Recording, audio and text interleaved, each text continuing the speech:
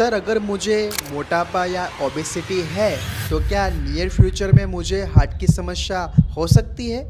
Definitely, obesity per se is one of the important risk factor related to heart disease. तो हृदय की समस्या जो होती है, हार्ट अटैक आता है या बाईपास एंजियोप्लास्टी होती है, हार्ट रिलेटेड बाकी की समस्या होती है, उसमें जो रिस्क फैक्टर्स होते हैं उसमें ओबेसिटी यानी कि मोटापा एक सबसे बड़ा रिस्क फैक्टर है। और हम जैसे देख रहे हैं कि पूरे वर्ल्ड में ओबेसिटी का प्रमाण बढ़ रहा है। अब उसमें खान पान की जो शैली है वो बदली गई है। High calorie foods, burger, pizzas, cold drinks जो फुल ऑफ शुगर्स है, फुल ऑफ कार्बोहाइड्रेट्स है, उसका कंजप्शन बढ़ता जा रहा है। आज की तारीख में बच्चे को अगर आप लिया जाए, न्यू जनरेशन को लिए जाए तो उनको जो अपना स्टेबल डाइट है, रोटी चावल सब्जी, इसको उतना पसंद नहीं करते जितना वो फास्ट फूड को पसंद करते हैं, जितना पिज्जा और बर्गर को लाइक करते हैं। अब चीज़ से भरा हुआ ये सब चीज़ें अगर वो खाएंगे तो डेफिनेटली, और उसके सामने एक्टिविटी काफ़ी कम हो गई है। बिकॉज जो बच्चा है या स्टूडेंट है उसका एजुकेशन ही इतना वास्ट हो गया है, इतना बिजी शेड्यूल एजुकेशन में भी रहता है, उसकी लाइफ में भी उनका जो बाहर गलियों में खेलना कूदना था वो करीब करीब बंद हो चुका है। हम देखते हैं आउटडोर एक्टिविटीज उतनी होती नहीं है।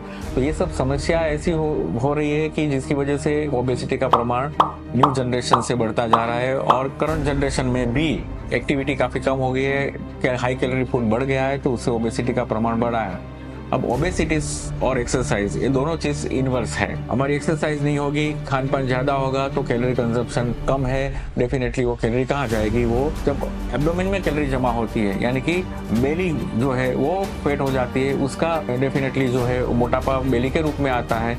वो एप्पल से ओबेसिटी जो बोली जाती है वो हार्ट के रिलेटेड खतरा रूप है। बिकॉज वो इंडिकेट करती है कि कोरोनरी आर्टरी डिजीज का, डायबिटीज का, ब्लड प्रेशर का, ये सब चीज़ें जो है उसको आमंत्रित करते उसका प्रमाण ज़्यादा हो जाता है।